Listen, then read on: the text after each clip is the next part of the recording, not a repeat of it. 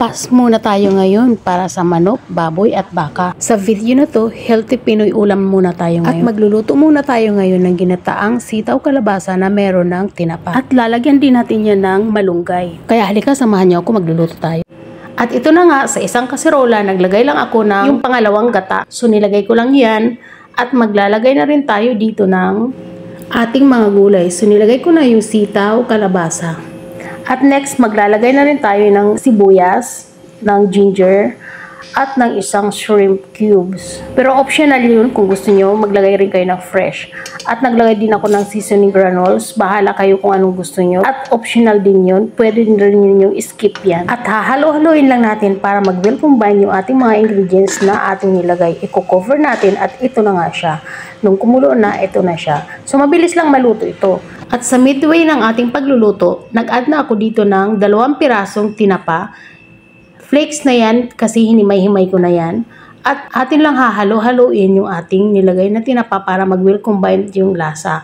At next, maglalagay na tayo ng kakanggata. Pag naglagay na tayo ng kakanggata, medyo mahina na yung ating apoy para hindi maging kurta yung ating gata. At next, naglagay na ako ng siling panigang. At mag-a-add na rin tayo ng malunggay. Kung ayaw ninyo ng malunggay, pwede kayong humanap ng ibang klaseng gulay. Pero ako yan ang nilagay ko. At masarap yan kasi miracle leaves nga yung ating malunggay. So ayan, hinalo-halo ko lang at pakukuluin lang natin yan hanggang sa maluto yung ating malunggay. At habang ginagawa natin ito, shoutout nga pala kay Mafi Agaban ng Batangas City at kay Mary Ann Rosimedero ng Bartolome watching from Las Piñas at kay Ging Gineba Pring. Maraming salamat sa inyong panonood. At kung nagugustuhan mo rin itong video na to, mag-comment ko na lang kung saan ka nanonood para may shoutout kita sa aking mga next video at mapasalamatan din kita.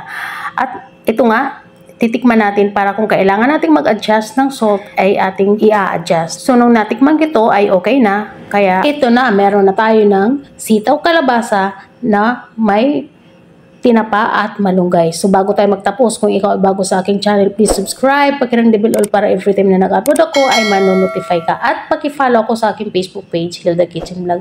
Maraming salamat sa inyong panonood at sana nagustuhan nyo ang aking video, pero masarap to talaga, I swear. Kaya gayahin nyo na, magluto na kayo at healthy ito para sa ating kalusugan. So hanggang dito na tayo, bye!